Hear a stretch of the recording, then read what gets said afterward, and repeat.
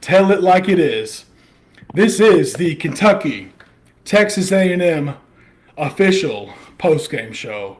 We are YouTube Live, and we wanted to do this, Coach, because once again, we took that big step forward against Vanderbilt. Yep.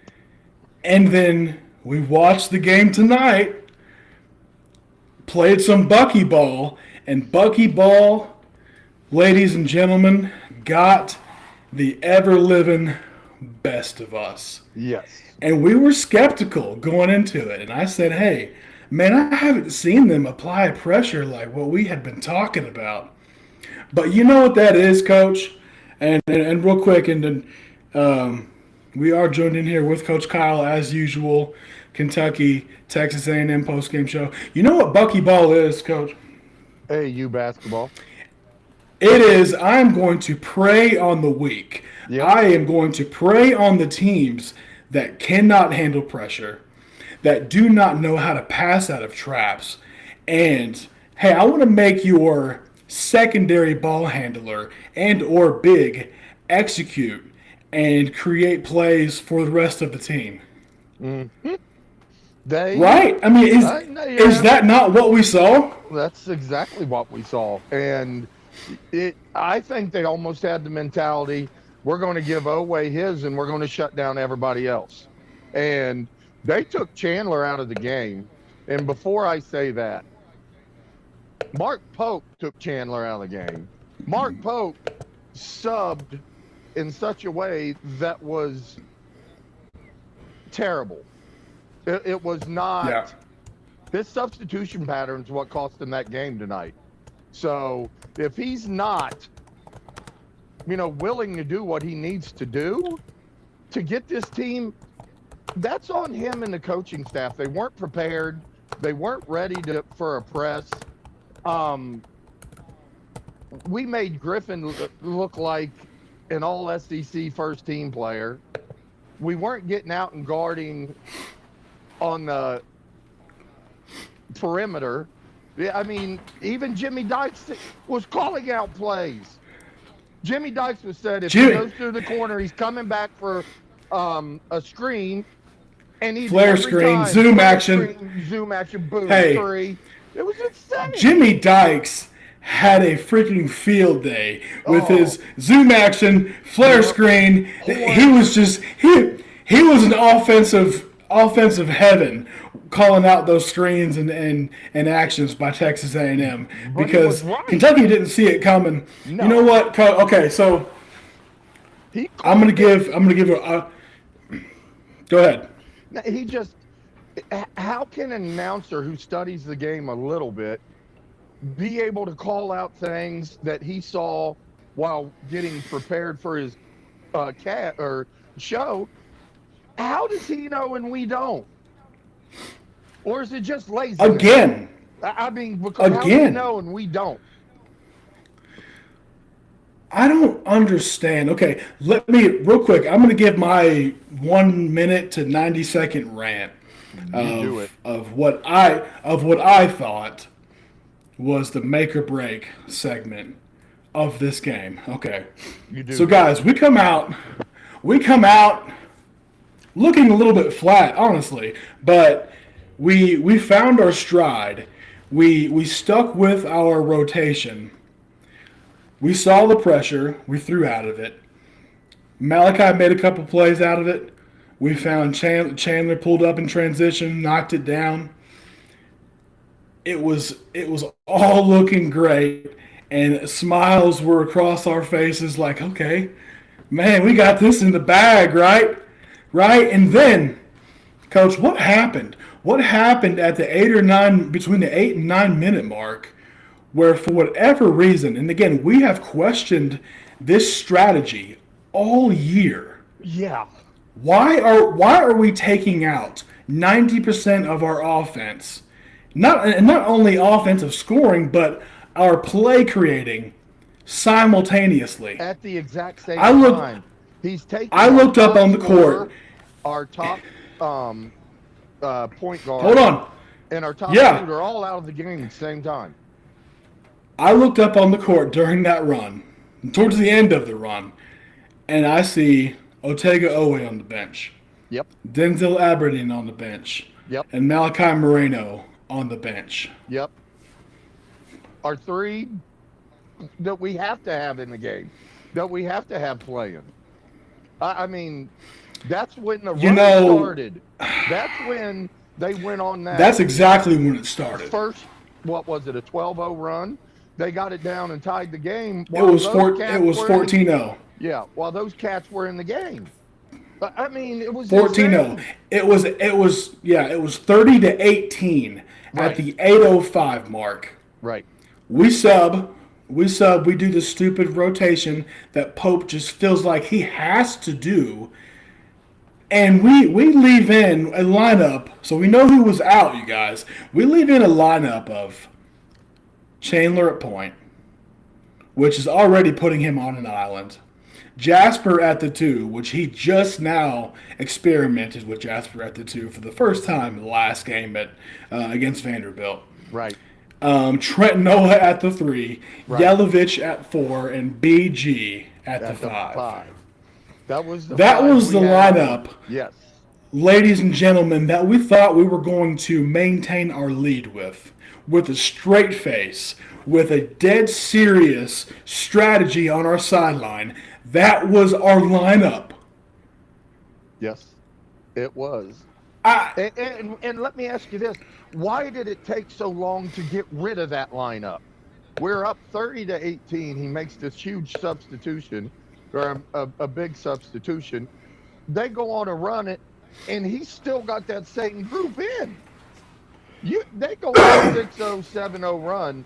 You're calling timeout, and you're getting your dogs back in the game. You're not taking a chance, because that's how important this game was. You don't take chances like that. Not in these games. And all it took was that 5-minute segment. And we know how quickly, Coach, that we can win it. We won that game against Vanderbilt. It was a 6 to 7 minute segment that we just blew them out of the water. Well, vice versa. Again, what? 7. Vice versa. Sorry. Same exact thing. And it's different because we were up 12 points.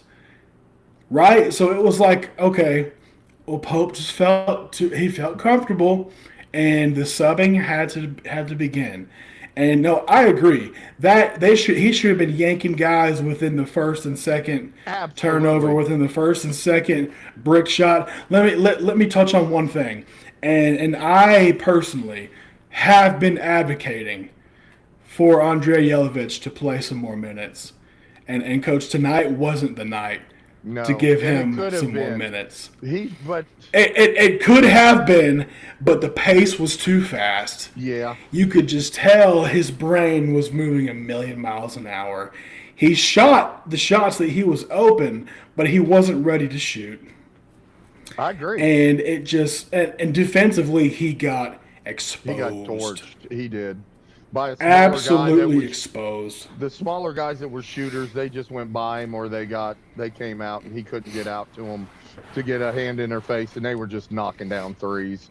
He's listen, he's still a project, but he's going to be good. That just wasn't his game. I believe that he can be good. Here's what I really thought with this game, Austin. I thought we're going to see our 8-man rotation. We're going to have a good rotation tonight. We're going to, we've got to win this game. It is this is a make or break game this time of the season, especially in the SEC standings. I mean, Wednesday, here we come. No, I mean, come on. So here's my question right now. We lose Friday, or we lose Saturday, and I'm saying if we lose first game of the NCAA tournament, or SEC tournament, are we in the tournament? 19 wins? You're saying if we lose Saturday and we lose first round of SEC? Yep. I think we're in. I think we have enough quad 1 wins to get in, but we probably drop to a. 11. We might be a playing game like UCLA was. I mean, we'll drop a couple seed lines for sure. It's For sure. dude, I'm nervous because there's going to be some schools that pop up.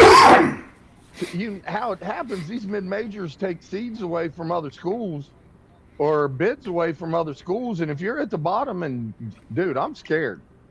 I'm nervous. And it's right, and it's not like we earned a better seed line. We've had our opportunities. We've said it time and time again. And let me make one thing absolutely clear for you guys that are listening. I do not believe that this is on the players. I don't either. I don't believe it is. We have witnessed yet another coaching malpractice of the failure of preparing your players for what is to come on the road against a team that had the reputation to show a hard press, a quick half-court trap in the corners. Where did we throw the ball? Straight to the corner. And Jimmy Dykes even called that out. We knew exactly what did I say in the preview show yesterday, Coach? We have got to keep Rayshon Agee off of the offensive boards. He dominated our guys. Something that you talk about all the time, and it was so evident tonight, was we don't get Colin Chandler enough shots.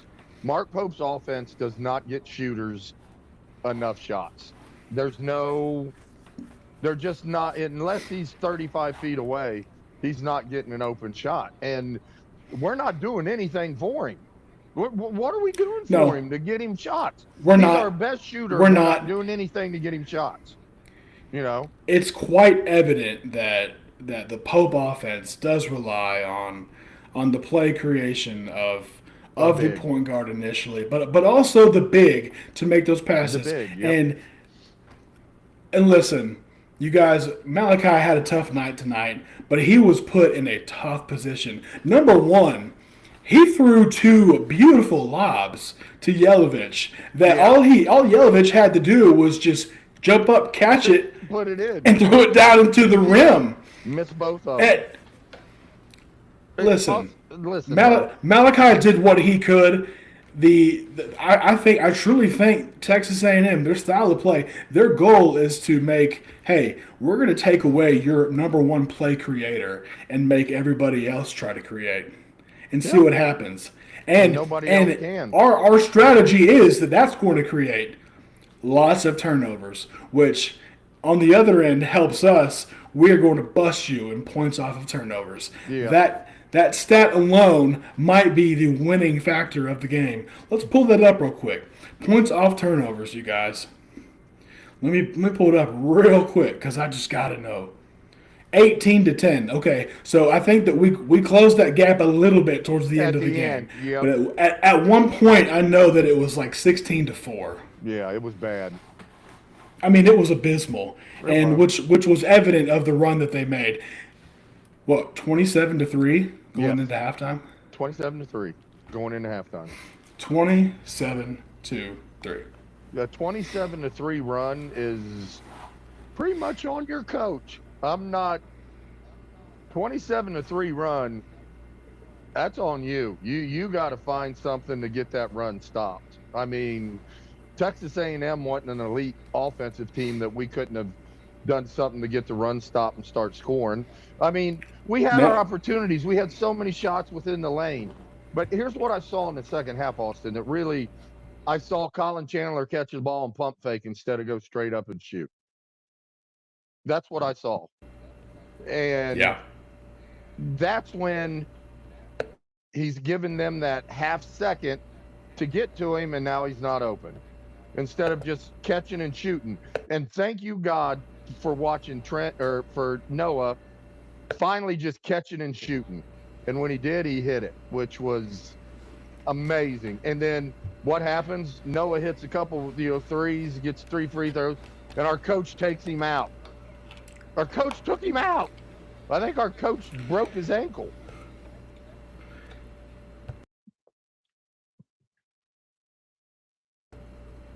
Can you hear me? Now I can. Is it clear? I think I lost my mic feed. No, you were clicking on something, and yeah. You kept clicking on something. Yeah, my mic went out. I don't know what. I think it might be. Now you're good. I hear it. Let's see. Okay.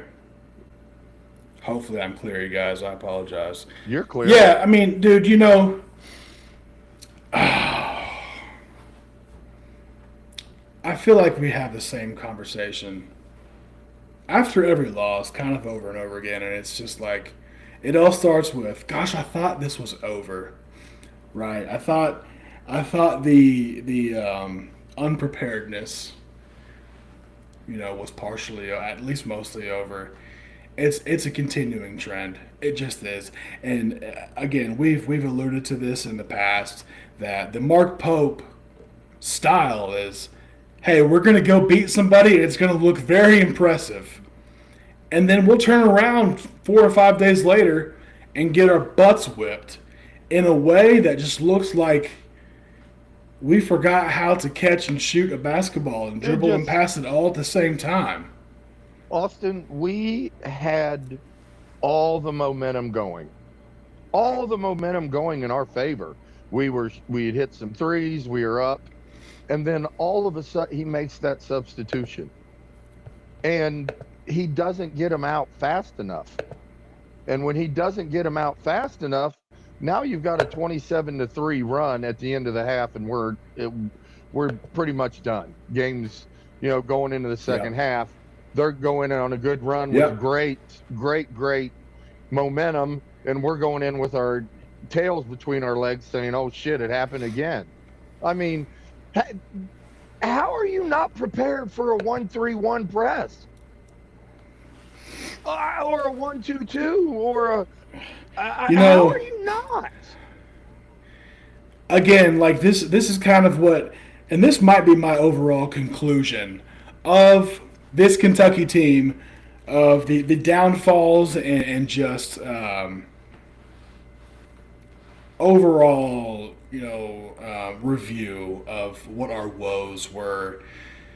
We just don't have the pieces. We don't have enough playmakers and creators, ball handlers to get the job done under the system that Pope has right now. And listen, I don't think it's much of a system.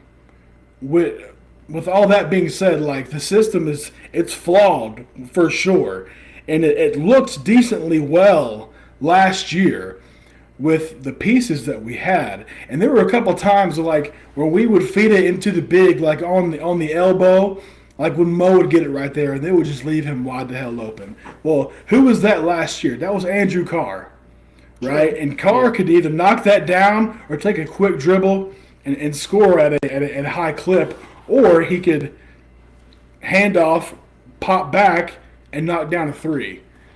Yeah. So, ultimately, again, Mo had a good game tonight.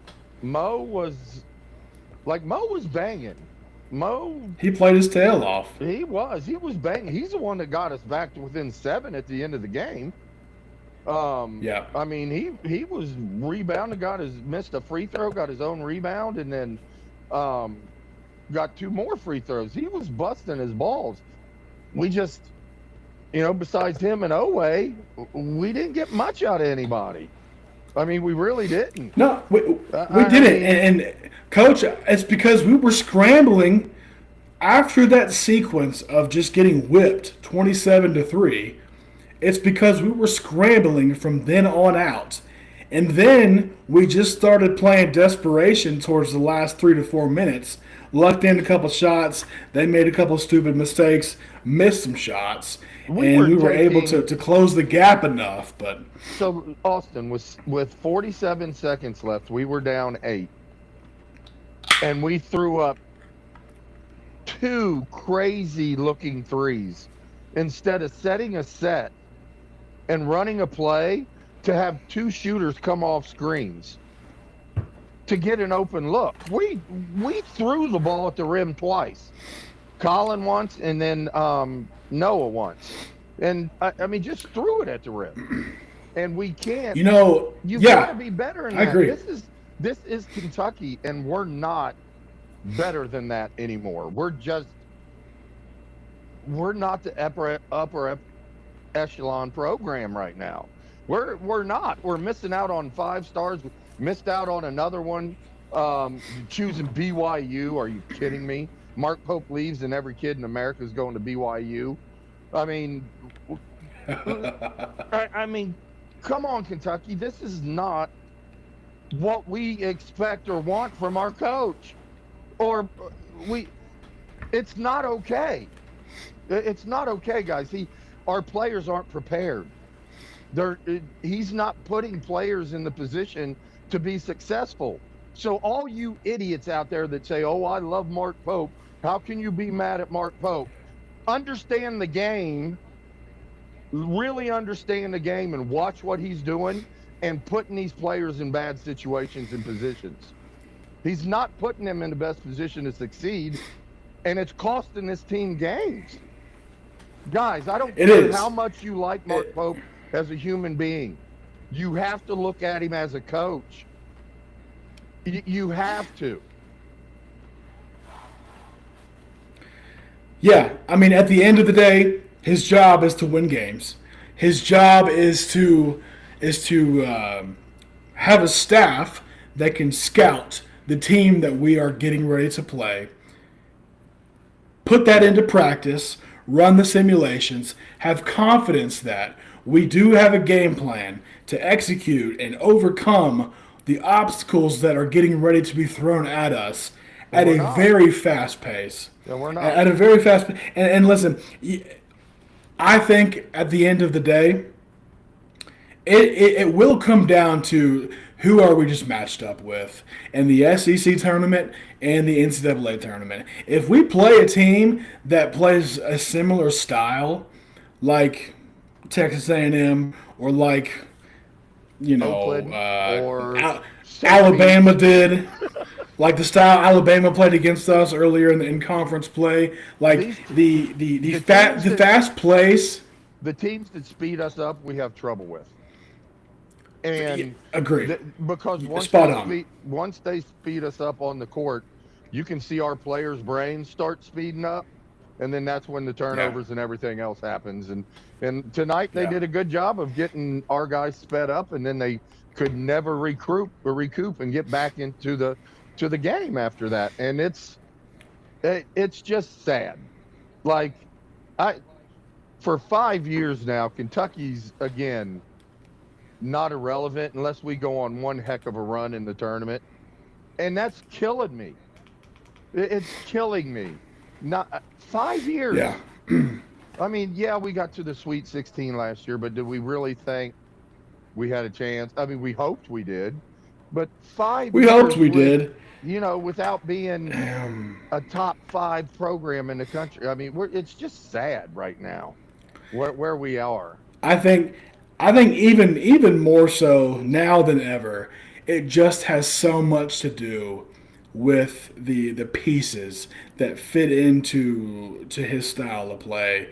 Like, and it's so different from what Cal's philosophy was. Well, I'm just going to go get the absolute best players I can and just see what happens. Yep. Right? And it worked. It worked for the first 8 years at a insane level.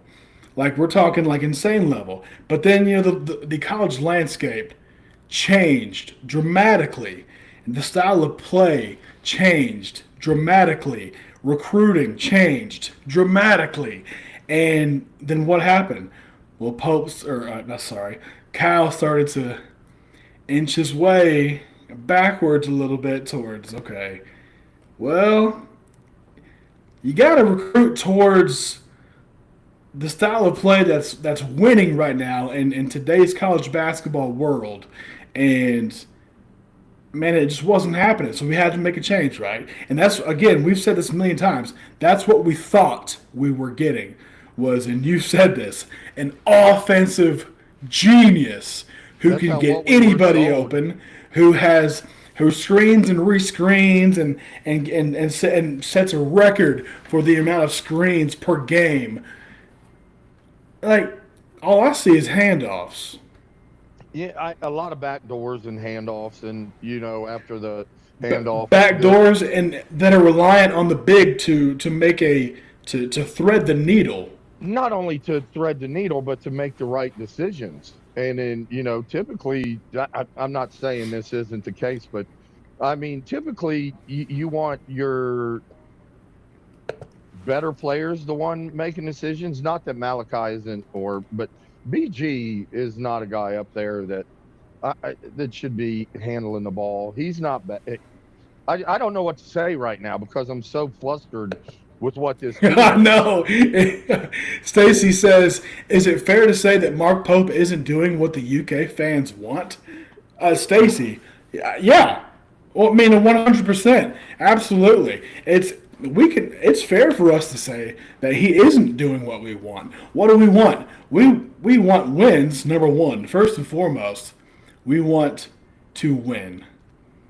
And it's not just win random games on the road or at home that look pretty, but we want big time wins throughout the season that also correlate to postseason success.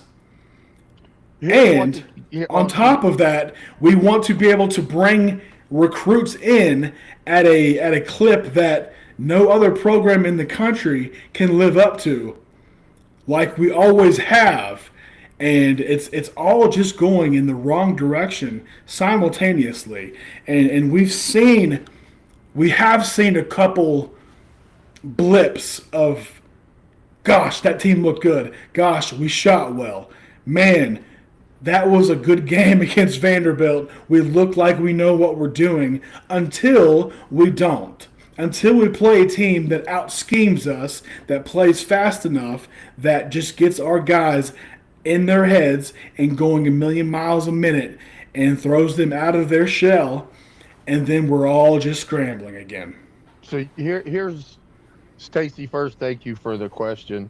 You know what Kentucky fans want and why Mark Pope isn't living it up to it? Because we're not Kentucky anymore. People don't fear us. We're not Kentucky anymore. We used to be the ones that were feared. We're the ones that went into Texas A&M and a team like that, and we just punished them because we knew we were getting ready for March and in the tournament. And now we're walking into games going, man, I'm nervous about this one. What about this one? What if this? And it's legit. I mean, Kentucky fans want to be Kentucky fans again. We want to have a reason to be proud. And right now, we don't have a reason to be proud of our program. I mean, was Pope crying because Mitch retired? I mean, I don't know. Do you have a bad day when Mitch retired? I don't know. I mean, maybe he told the boys to go home that he needed to go, cry a little bit because Mitch retired. I mean, I don't know what the hell happened, but that's not acceptable. I mean, that's just not. And if we let it be acceptable, then we're going to be mediocre in UCLA and IU all over again. And that's not okay, guys. Okay, I'm done ranting. Everybody that loves Mark Pope can start telling me how bad I am.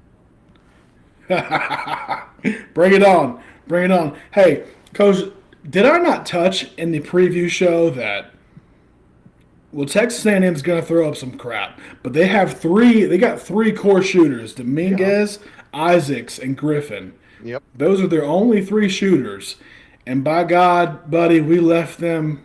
Now, there was a couple threes they hit that were just out of the world. Yep. Better offense, right?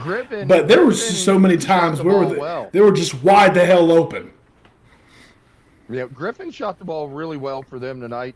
He hit a couple threes that were really deep. But again, if he hits one deep three, the next three, you're out with a hand in his face.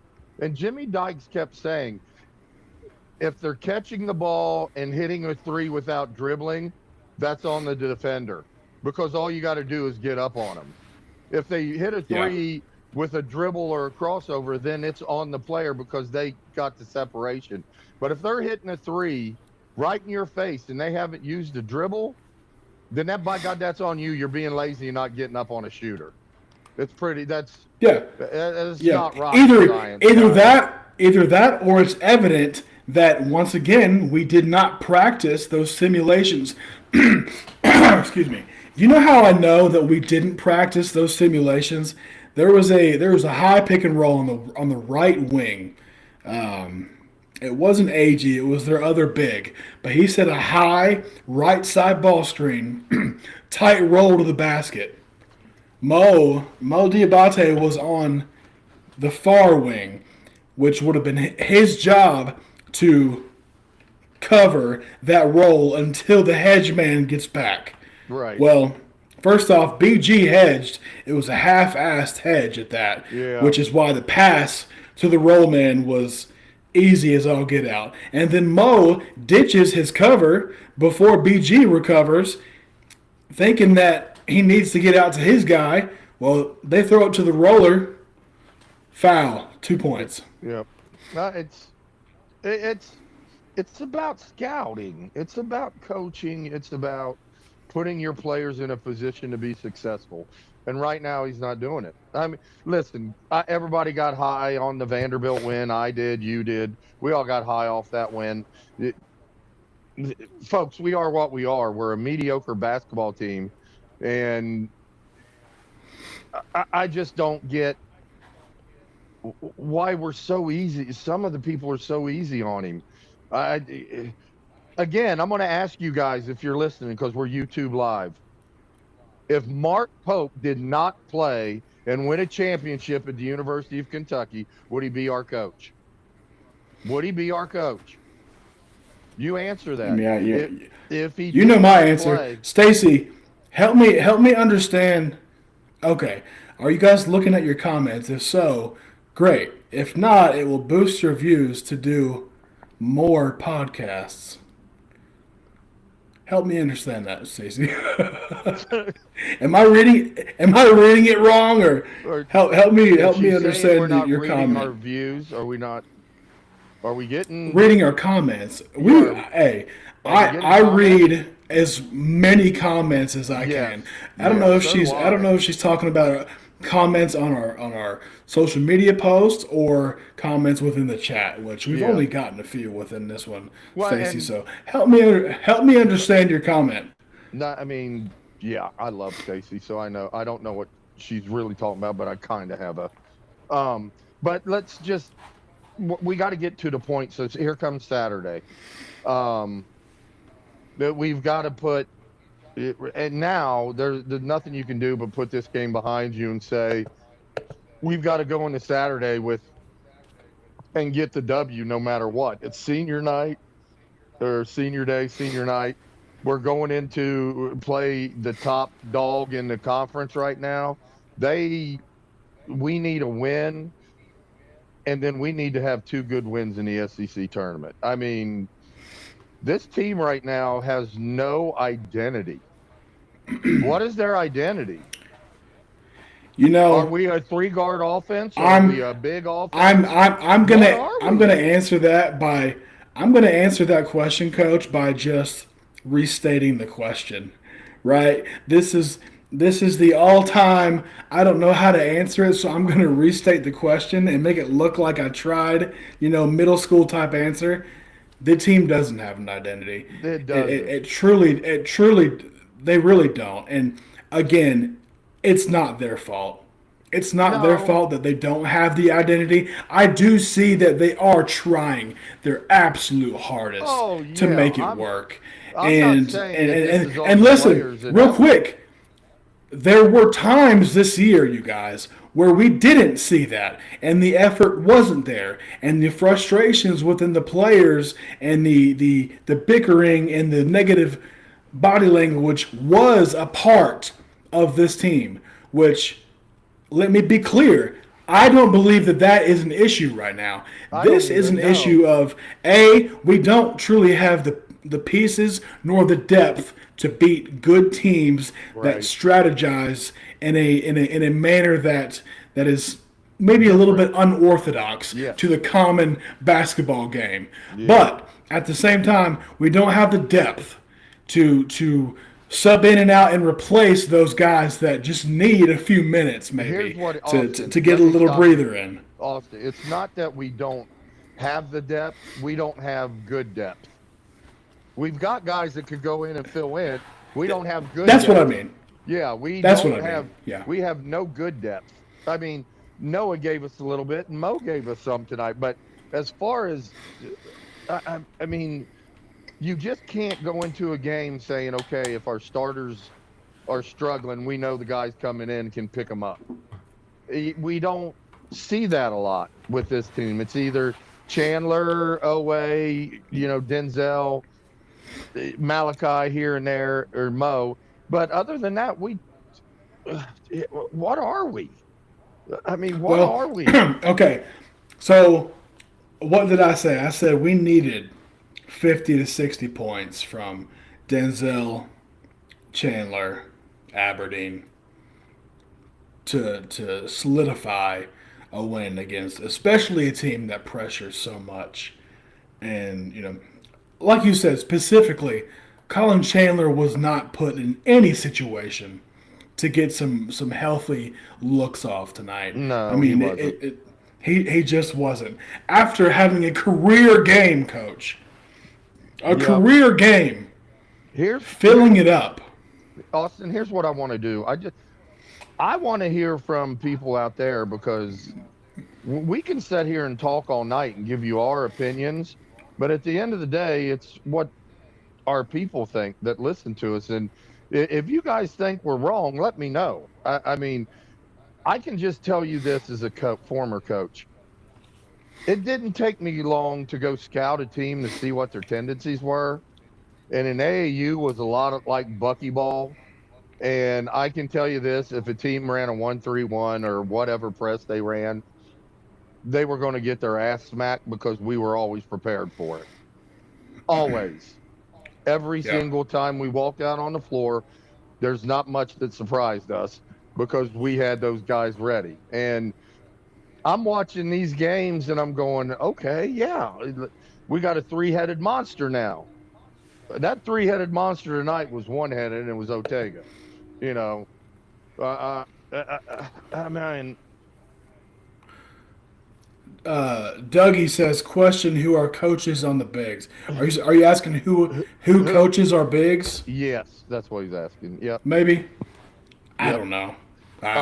Honestly, I couldn't tell you. No, couldn't tell you who Mark coaches works the bigs. a lot with the bigs, and so did Jason Hart is more of the guards, and but I know Mark works a lot with the bigs, and it's listen, at this point, I mean, our bigs. I mean, Malachi's improvement, you can't doubt who's working with our bigs. If you want to doubt who's working with our bigs, then you got to look at Brandon Garrison, and Brandon Garrison's just a head case. You know what I mean? I mean, that brother's just like three. I love, Brandon BG looks like such a good kid, and I think he just. I love him. Like I think he has like an inner fight with himself. I do too. Every day on maybe sometimes what he wants. Go ahead. He said, I think sometimes he's just unsure of what kind of BG he wants to be on that given day. And maybe it has to do with a little bit of, okay, man, well, Malachi came in and kind of took my spot. And, that kind of stuff happens, but you got to be a competitor, and you got to go out there and compete. You got to go out there and fight. You have to do your part the best way that you can do it to your power. Control over what you can control, right? Right. With BG, I honestly think that when he starts thinking about stuff, I don't think he goes, "Oh, Malachi is starting over me," and kind of like cries a river. I think he's like, "Okay, Malachi beat me out. I'll just come off of the bench and do what I do."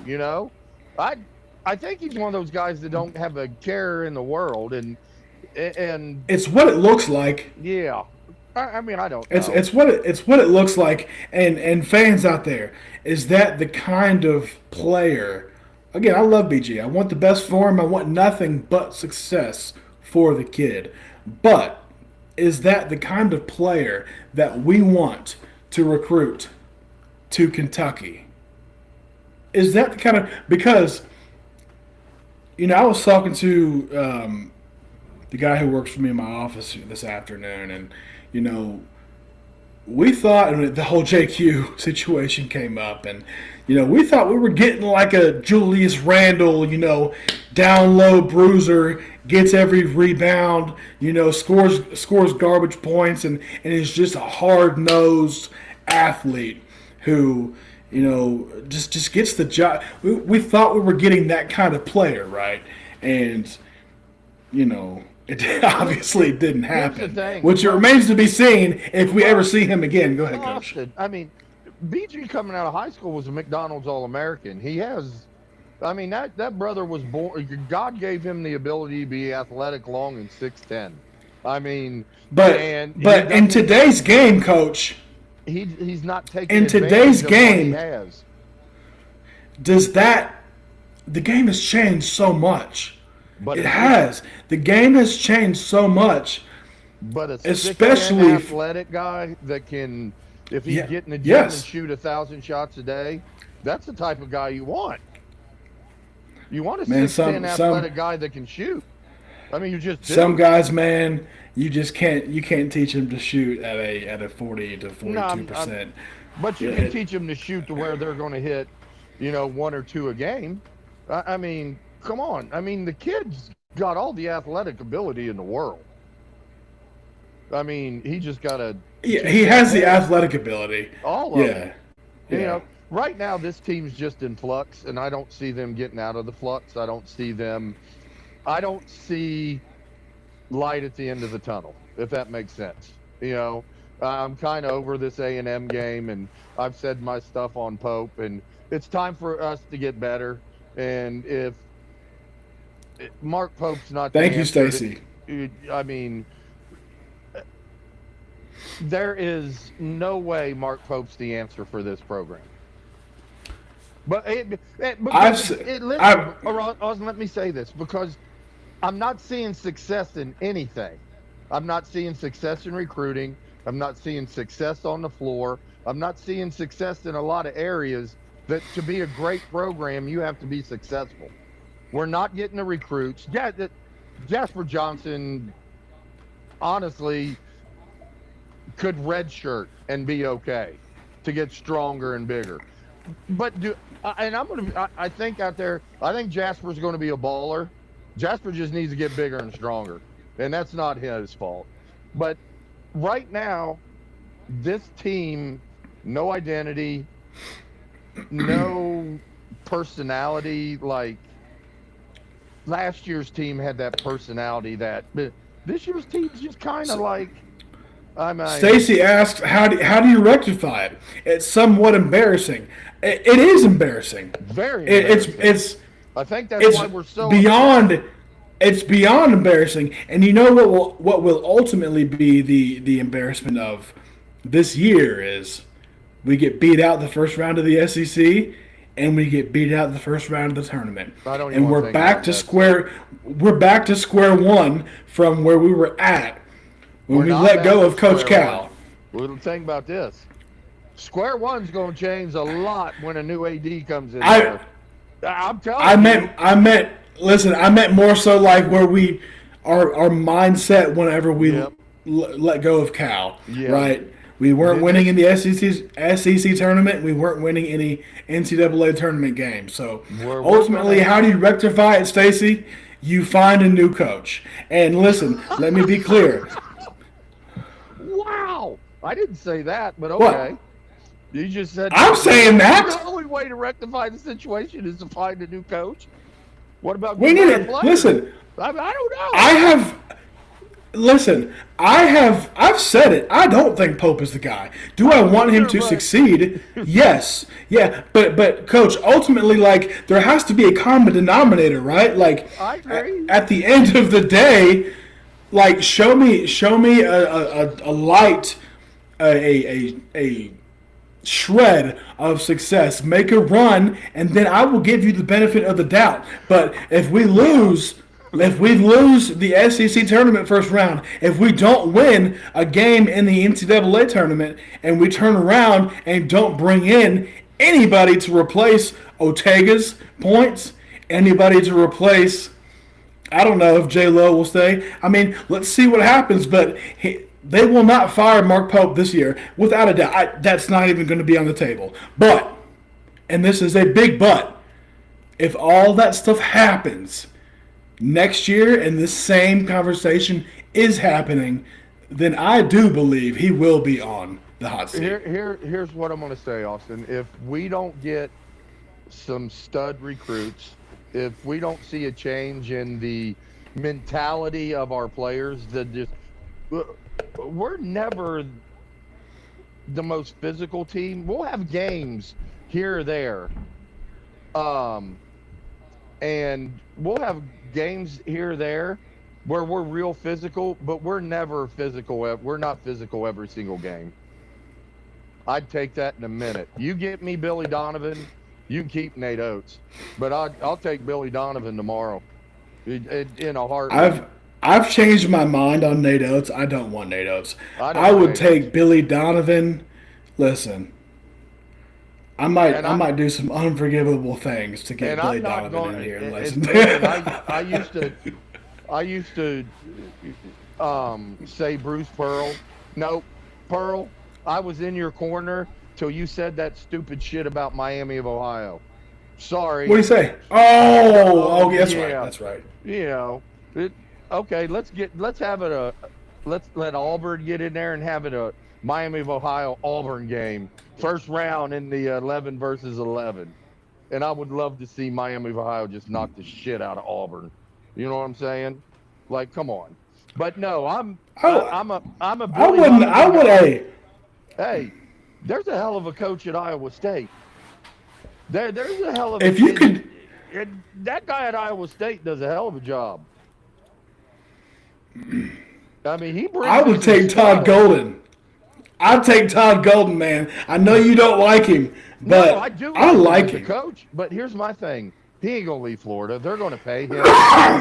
They're gonna pay him, and he's in the sunny weather. He's young. He ain't coming to Lexington. As they should. As they should. He's going to continue to slide in those DMs of those college girls down there in Gainesville. Yeah. And Florida's going to sweep it under the rug. Like, yeah. Hey, I mean, as long as you're bringing home W's, we don't care. You bring home a natty, you can DM whoever you want to. You are in charge, my friend. So here's my thing, Austin. We got to get to Saturday. Just saying, glad you read the comments. Love you guys. Love you more. Here's the thing. Saturday now has become one of our most important games of the year because of tonight. Especially with seeding. I mean, because Georgia beat Bateman tonight. Georgia beat Bateman by 10. So, I mean, that middle pack of teams, it could just, right now it's bumbled up, and it could just, you have no idea what's going to happen until Saturday. Literally anything could happen. I just want to steer clear of Florida, Texas A&M. Let's see. Like, who would I want to play in the early rounds of the SEC? Well, I'd play Oklahoma all day. It's going to be Oklahoma. I don't want to play. Man, Tennessee. It could, I don't. I'm serious, man. That's the problem is, Coach. We don't have super confident. We don't have confidence in playing anybody because we just don't know what kind of scout and game plan and players mindset that we're going to get on each given night. It's just so random. South Carolina played with us. Are you kidding me? Come on, man. The SEC term is going to be whack. It's not. I told you if we lost this game tonight, I'd lose. Especially after seeing what I saw in the way the coach didn't have them prepared and in the position to succeed. I've said it since day one. Pope wasn't ready. Pope's not ready for this position. It's too big for him. So Yeah. why not The, try the, the Hawthorne? whole Hawthorne thing, I think they've committed to redshirting him. And That's been set in and stone. It hasn't even been on the table. And, I don't even think and there's the any seventh guarantee that footer. Hawthorne.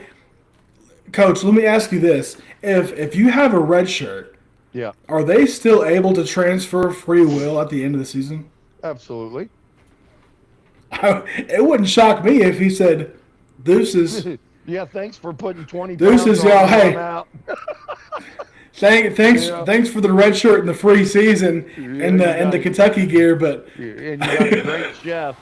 I mean, because that brother, he's putting on weight. So he's definitely doing something right. Well, with Hawthorne, him and the guy the center that transferred from Miami of Ohio, we've known since day one. Those were redshirt guys. So, um, but like I said, I'm pretty upset with where Pope's got this program, and I think everybody out there should be.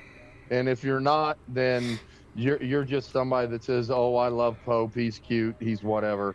He played at you Kentucky. know, He's not a good coach or ready for the University of Kentucky. No tournament wins before he got here. Come on, guys. What are we doing?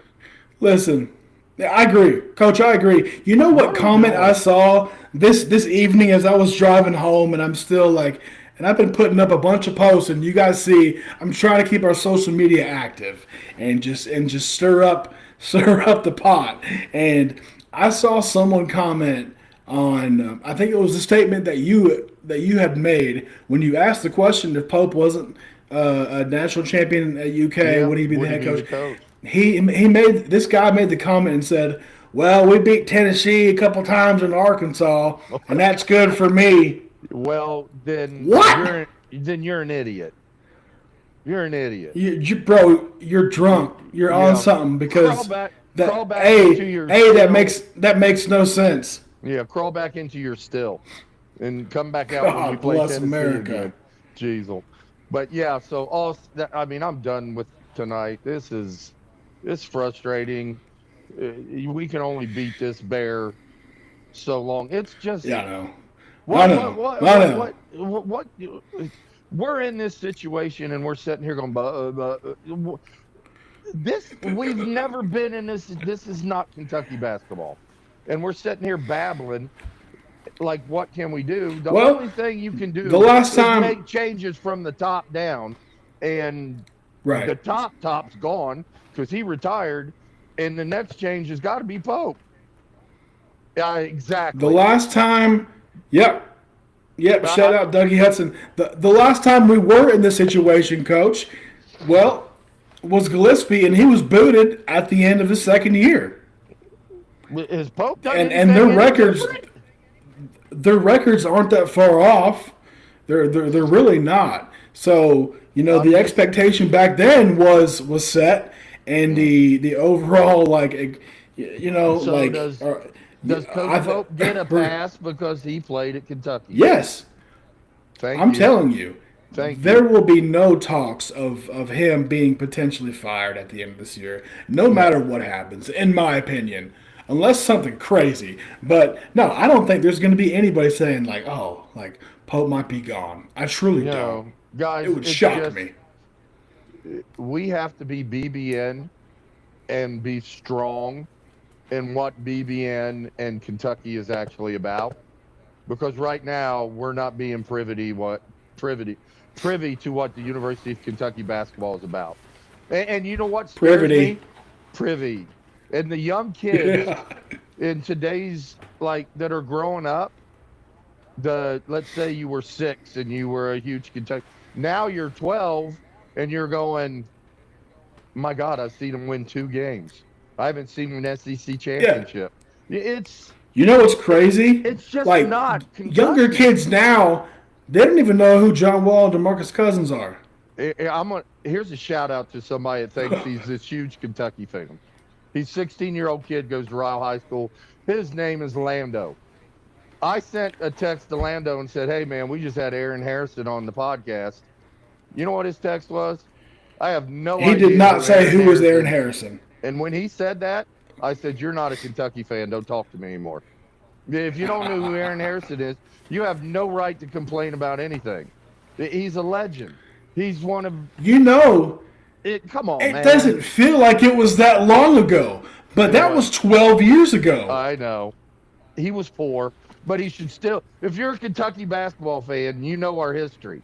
If you don't know Aaron Harrison, Lando, I'm saying this to you and your dad, Darren. I love you, Lando. Don't ever talk to me about Kentucky basketball again. So just saying. Check out YouTube, bro. It's a wonderful thing that has access to all kinds of highlights and past wonderful past UK times and outstanding players that we used to have that could make plays and hit threes and win on a high level and make a postseason run and make the magic happen in Lexington and make the magic happen in March. That, Coach, it pains me to say that I haven't seen it in what now? We're 11 years removed from the Final Four, right? And we're just inching our way further and further away from the blue blood expectation, the blue blood dominance level that we have always been at. And also, until the last few years. A lot of it has to be on the Kentucky fan base right now as well for being okay with this. You know what I mean? For being okay with this. If you're okay with this, then you're part of the problem of the Kentucky basketball program. Come on. And let me be clear, I don't think it's the majority of us, but there are definitely more fans now that are okay with it than compared to 10, 12, 15 years ago. For whatever reason, it's all just like, well, gosh, we're just expecting so much. What do you mean we're expecting so much? That is the expectation, the comment regardless. I hate to hear is when somebody gets on here and says, well, nobody wanted the Kentucky job, so we just went after Pope. Bullshit. We didn't give it time enough. And anybody knew that to begin with. John Calipari, everybody, put the University of Kentucky in one hell of a situation by taking the Arkansas job when he did. He took every player with him. Pope walked in with no players. And Cal put us in a hell of a position. Bad position. And I thought, you know what? Pope's going to come in here. He's going to take over. No, you know what? He's not. He's just not, guys.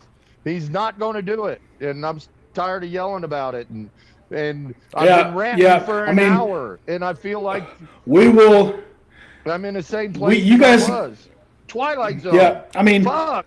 Guys, let's just I'll turn on the TV. We'll watch the game. I don't know what's going to happen. We could win by 20. We could lose by 20. We could make it to the Final Four of the SEC. We could make it to the Sweet 16, or we could lose every game. We could lose first round in both and just look stupid. And none of those situations would surprise me because the inconsistency, I think, is what does define this team. Well, and you have to be consistent when tournament play starts. And you know that. And this team can look great on Monday and look like they are a YMCA team on Thursday. I mean, there's just some things they do that I don't see them walking into every game prepared and with that look on their face that I'm going to punch you in the mouth and I want to see how you react to it. I see this team that walks out there and they dribble and, they shoot around and JQ loosens his hips and, and then we go out and get our ass beat. It's not okay, man. It's not okay. And with all that being said, there has been too many moving parts of injuries and player A is being paid this amount and he may not be healthy or he is healthy and he could play, and there's just so many guessing games. And what sickens me is the consistent level of vagueness from Kentucky, from Mark Pope, from the training staff, from the players and or the players' parents, who knows, but the consistent level of vagueness within that entire realm of like what the hell is going on, because we truly just want to know. And if it is the situation, if it's the situation that, hey, I do not truly feel comfortable playing yet, and I feel like I could get injured further, or I'm just not healthy enough yet, Right. then just say it. Just say it, right? Just tell us, because we truly just want to know. And if you just say that, I will give you grace and I'll shut up about it. But if we continue to say that my knee is swollen, but who the hell knows, but I jumped up and cocked it behind my neck and slammed it in warm-ups 148 days ago like I was damn freaking Michael Jordan or freaking Shaq, but my knee's a little swollen, so who the hell knows? I'm sick of the vagueness. Just be transparent. BBN Unfiltered. You want to see what happens when Austin Flannery gets pissed? That's what happened. He just ranted for like 30, 40 seconds about nothing. I mean, I'm just saying, it was good. Nothing? Coach, that was a lot of something. I know, but you went from SEC tournament to JQ dunking the ball. I'm just saying. Like, I know. Like, okay. Hey, we're both ranting, we're both pissed. Like, we'll catch that rant in tomorrow's social media post, guys. Yep. This was the Kentucky Texas A&M post-game show, and this is a fully natural state of mind of me and Coach Kyle in full frustration mode, that you can just tell we can't organize our thoughts because we're just not used to losing. And I know you guys aren't either. So the frustration is there. Make sure you voice your frustration. We want to hear from you, not just on our show, but on social media, but on Facebook, Mark Pope's post-game show, on everything, not just ours, but the entire basketball realm, and make it known that this is not okay. Absolutely. BBN Unfiltered. We love you guys. We are still Cats fans, number one, without a doubt. But we do have the right to express frustration. We have the right to say, hey, this isn't okay.